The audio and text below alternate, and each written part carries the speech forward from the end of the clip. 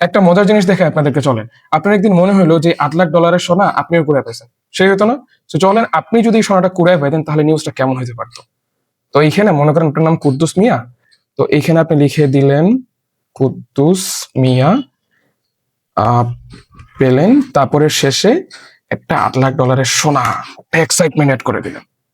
So এইভাবে আমরা যখন কোনো ওয়েব ডিজাইন করতে যাই, মাঝে মাঝে আমরা কিছু এলিমেন্ট অ্যাড করতে হলে আমাদেরকে একেবারে কোড এডিটরে এসে সেখানে এডিট করে দেন, তার পরবর্তীতে আবার আমাদেরকে ব্রাউজারে গিয়ে দেখতে হয় যে আসলে সেখানে কি হয়েছে, কেমন দেখাচ্ছে জিনিসটা।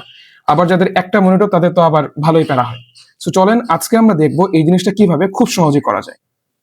So first of all, web পেজের মধ্যে ইন্সপেক্ট এলিমেন্টে যাবেন, গিয়ে এই যে লাস্টে এখানে একটা কমান্ড প্রম্পট আছে কনসোলের মধ্যে, এলিমেন্টস না কনসোলের মধ্যে এখানে একটা কমান্ড প্রম্পট আছে, এখানে লিখলেন document dot design mode equal on, ওকে, লিখে এন্টার দিলেন।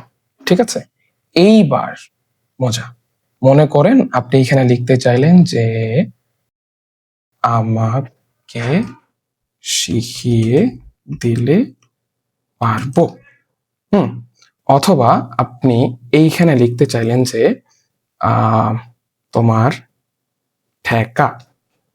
এখানে আপনার ইচ্ছা মতো করে আপনি যে কোনো এলিমেন্ট অ্যাড করতে পারবেন, অ্যাড করে তারপরে আপনি দেখতে পারবেন যে আসলে জিনিসটা কেমন দেখাচ্ছে, তারপরে আপনি ওই কোড এডিটরে গিয়ে আপনার কোডটা ফাইনাল করে ফেলবেন, তাই না? So be smart. So next time design করার সময় এই ট্রিকটা ইউজ করতে ভুলবেন না।